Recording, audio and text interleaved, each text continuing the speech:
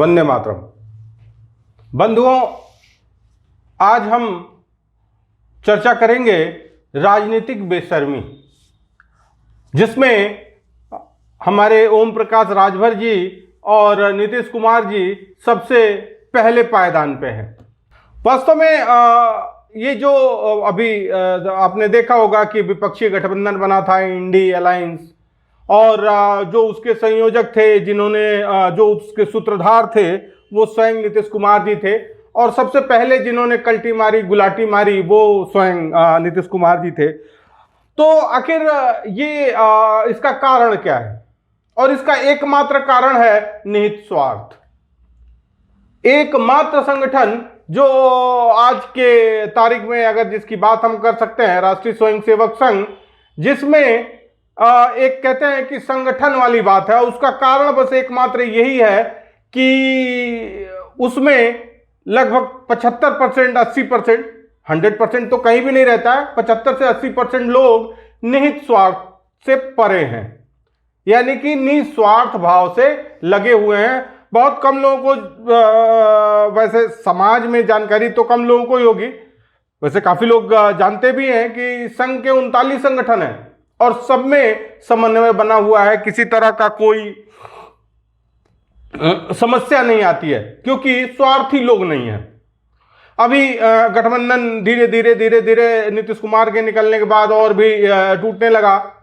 और देखिए, बहुत सारे लोग प्रश्न करते हैं कि जो दागी जो है भारतीय जनता पार्टी में चला जाता है, वो दाग उसके धुल जाते हैं, ये सब तरह तरह की बातें करते हैं, लेकिन अपनी गलती मानने के लिए कोई तैयार नहीं है। भाई, इसका कारण कौन है? ये किसकी वजह से है? तो अगर एक शब्द में कहें तो इसके लिए जिम्मेदार हम सभी हैं। कैसे? देखिए, 50 और 60 के दशक में एक प्रोफेसर थे, डैनियल बेल। उन्होंने एक पुस्तक लिखी थी, एंड ऑफ आइडियोलॉजी। बार बार मैं उसका जिक्र करता हूं क्योंकि उन्होंने एक बात कही थी कि आने वाले समय में किसी भी प्रकार की आइडियोलॉजी पॉलिटिक्स में नहीं रह जाएगी, यानी कि आदर्शों के लिए स्थान समाप्त हो जाएगा। और वर्तमान में हम देख सकते हैं कि किसी भी तरह के आदर्श के लिए, आदर्शवादी लोगों की राजनीति में ले कोई भी जरूरत नहीं रह गई है। और देखिए, अगर हम बात करें, अभी देखिए कुछ दिन, 2 दिन या कल, लवली आनंद मोहन की धर्मपत्नी, वो आरजेडी छोड़ के जनता दल यूनाइटेड में आ गई और सबने स्वागत किया। भारतीय जनता पार्टी के वो एलाइज है।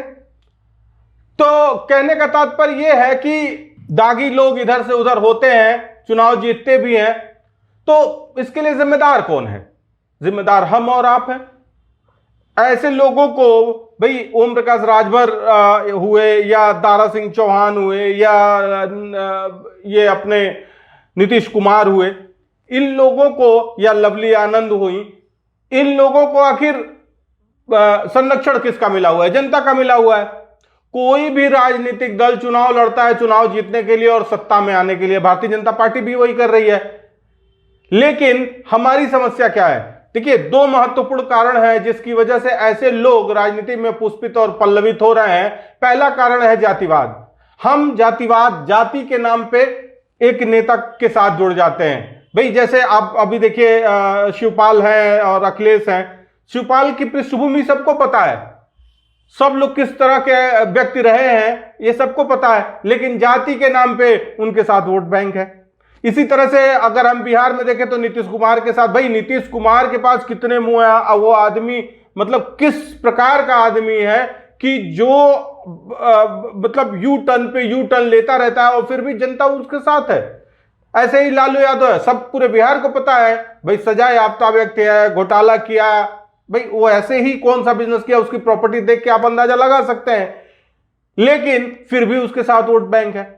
इसी तरह से वो एक और हैं जो अभी नीतीश से टूट के, पहले नीतीश में आए, फिर नीतीश से टूट के गए, एक सीट मिला, या हम पार्टी है जो, भाई अगर आप नीतीश से दिक्कत थी, उपेंद्र कुशवाहा है, भाई अगर आपको दिक्कत थी, पहले वो नीतीश में ही थे, फिर टूट के अलग गए, फिर वापस नीतीश में आए, फिर टूट के अलग हुए और अब फिर कोएलिशन में आ गए, तो जनता सवाल नहीं करती। वो हम वाले हैं, उनसे कभी जनता, जीतन राम मांझी, उनसे जनता कभी प्रश्न नहीं करती कि तुम जनता दल यूनाइटेड में थे, फिर बाहर गए, फिर अंदर आए, फिर बाहर गए, फिर पार्टी फॉर्म की, फिर कोएलिशन फॉर्म कर रहे हो। तो कहने का तात्पर्य यह है कि ये एक जो बेशर्मी है, ये हमारे और आपके कारणों से आ गई है। भाई अगर ऐसे लोगों को हमने प्रश्रय नहीं दिया होता तो आज स्थिति नहीं बनती। हमने जातिवाद के नाम पे या अन्य प्रकार के क्षेत्रवाद के नाम पे ऐसे लोगों को प्रश्रय दिया, और अब ऐसे लोग जो है इधर से उधर जाते हैं और हम दोषी। भाई समस्या जहां है, समस्या की बात करिए ना, समस्या जातिवाद है, समस्या क्षेत्रवाद है, लेकिन हम दोष देते हैं कि भाजपा ये करती है, भाजपा हम जाकर भूल जाते हैं, मूर्खतापूर्ण बातें हैं। दूसरी जो सबसे बड़ी बात है जिसकी वजह से राजनीति दूषित हुई पड़ी है, एक कहते हैं, बार बार हम कहते हैं कि भाई परिवार में जो बच्चा उदंड होता है या अच्छे से काम नहीं करता है तो हम आज सामान्यतः ये कहते हैं ये राजनीति में जाएगा, ये नेता बनेगा। अरे नेता का मतलब आपको पता है? जिसके अंदर नेतृत्व करने की क्षमता हो, सामर्थ्य हो, न कि लखेरा हो। लेकिन हम उस बच्चे को नेता बनने की बात करते हैं। एक इंग्लिश में फ्रेज है सेल्फ फुलफिलिंग प्रोफेसी, मतलब बचपन से किसी बच्चे को कहा जाए ये मूर्ख है, तो बड़ा होकर वो निश्चित रूप से मूर्ख ही रहेगा। उसी प्रकार से हम राजनीति के लिए ये कहते आ रहे हैं कि जो बिगड़ा होगा घर का संतान वो नेता बनेगा। भाई जबकि आप जो परिवार का सबसे बुद्धिमान हो, जिसके अंदर क्षमता हो नेतृत्व की, जो लोगों को नेतृत्व प्रदान कर सके, वो नेता, तो हम कह कह के राजनीति को गंदा कर दिए। तीसरी चीज यह है कि कहीं ना कहीं हम बातों में आ जाते हैं, इमोशनल अटैचमेंट।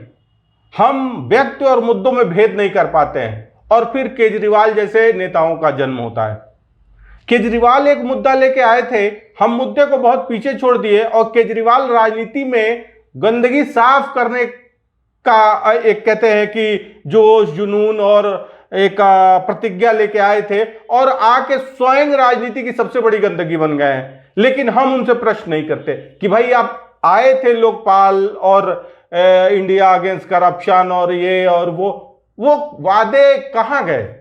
तो कहने का तात्पर्य है कि तीसरी जो हमारी कमी है वो व्यक्ति और विचार में भेद ना कर पाना, और इसके लिए जरूरी है पॉलिटिकल अवेयरनेस। राजनीतिक एक कहते हैं कि हमको लगता है कि हम पॉलिटिकली अवेयर हैं, हमको बड़ा ज्ञान है, पान की दुकान पे खड़े होकर चर्चा कर लेते हैं, चाय की दुकान पे खड़े होकर चर्चा कर लेते हैं, तो हमको लगता है कि हम राजनीतिक रूप से बड़े प्रबुद्ध हैं, बड़े ज्ञानी हैं, पूरी तरह से संज्ञान है हमको। लेकिन वास्तव में राजनीति का हमको राह भी नहीं पता है। तो राजनीतिक रूप से सबको सामर्थ्यवान और एक अवेयरनेस फैलाने की जरूरत है, और यह जिम्मेदारी है प्रबुद्ध लोगों की। लेकिन होता क्या है कि वो अपना कहते हैं ना कि भाई देखिए, अगर आपको हवन करना है तो हाथ जलाना पड़ेगा, आप किनारे बैठ के डायरेक्शन नहीं दे सकते, आप दूसरे को गंदा कह के मुक्ति नहीं पा सकते। राजनीति में गंदगी है सबको पता है, लेकिन साफ कौन करेगा? जिसको गंदगी दिख रही है। जो उसी में खड़ा है गंदगी में, उसको गंदगी दिख ही नहीं रही है, साफ कहां से करेगा? तो कहने का तात्पर्य यह है कि प्रबुद्ध वर्ग की यह नैतिक जिम्मेदारी है कि वो आगे आए, राजनीतिक रूप से सक्रिय हो, और राजनीति में व्याप्त जो एक बुराइयां हैं उसको साफ करने का प्रयास करे। पूरी तरह से साफ करना तो कभी भी संभव नहीं है, लेकिन हां, अधिक से अधिक सफाई संभव है। और ये ऐसे संगठन हैं, जैसे हमने राष्ट्रीय स्वयं सेवक संघ का अभी जिक्र किया, तो ऐसे संगठन हैं। तो इसका मतलब क्या है कि यदि ऐसे संगठन हैं तो राजनीति को भी काफी हद तक साफ किया जा सकता है, लेकिन प्रबुद्ध वर्ग को आगे आना पड़ेगा। आज हमारा ये विचार था, एक चिंतन मंथन ये रहा कि भाई आखिर राजनीति में इस तरह की बातें क्यों हो रही हैं, कोई इधर से उछल के उधर, उधर से, इस समय एकदम भगदड़ मची हुई है राजनीतिक दलों में। तो कारण कहीं ना कहीं हम सभी हैं, और जिम्मेदारी हम सभी की सिद्ध होती है। तो एक बार इस पे चिंतन करें और एक अपने विचार डेवलप करें, और जिससे कुछ तो हम प्रयास करें जिससे राजनीति में कुछ सफाई और शुद्धिकरण हो। आज के लिए इतना ही, जल्द फिर मिलेंगे। धन्यवाद।